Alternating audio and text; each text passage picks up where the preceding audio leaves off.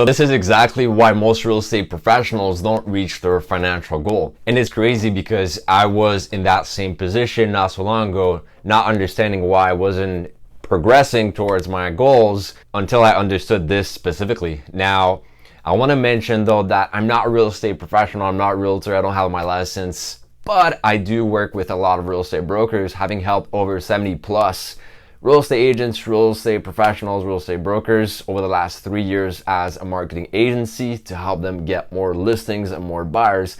I do have seen a lot of different paths that some real estate professionals take. I know what works, what makes someone really successful in the real estate industry, and what makes someone struggle for a long period of time. Now, I can tell you from a third-party observer that the reason why most realtors don't reach their financial goals simply because they don't have enough clients. Now, I know it's simple, but why don't they have enough clients? It's because they don't have enough appointments. And the reason why they don't have enough appointments or listing presentations is because they don't have enough leads.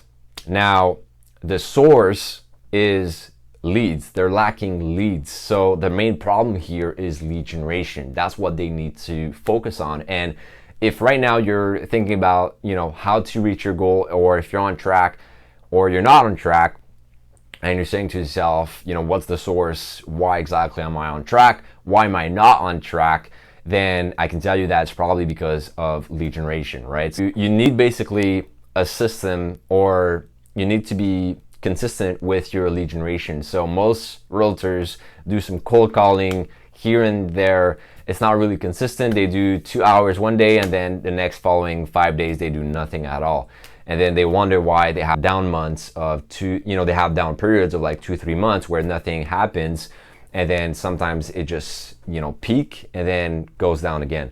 So that's exactly why, because you need some consistency in terms of the amount of appointments that you get. If you already have your closing skills nailed down, and that means that you only need to get more appointments in order to get more clients. So now that you know that the source of the issue is lead generation, what you can do is actually book in, for example, 2 hours of cold calling per day, every single day.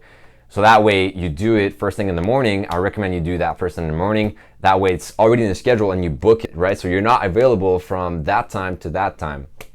Or it could be also in the evening. I know some real estate brokers have success with it more in the evening or afternoon, whatever works best for you, but you have to book it in your calendar. That way you're not available and you dedicate that specific time to do lead generation activities. So it could be cold calling, door knocking, running Facebook ads, posting content on your social media, advertising to your email list. So sending out broadcast emails or newsletters, anything to generate these leads, or handing out flyers, something like that, right?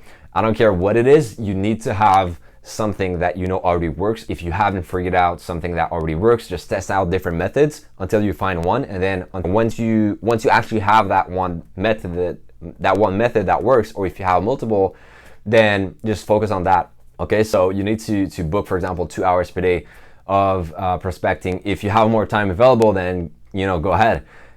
Do more than that. And then another thing that you could do in order to build that habit and be consistent is to give yourself a reward. So if you read the book called The Power of Habit, you know how there's a cue, so there's like a trigger, and then after that there's a process, and then after that a reward. So that's how habits are built. There's something like a cue, for example, that specific case could be a specific hour of the day, so it could be 10 a.m. every single day.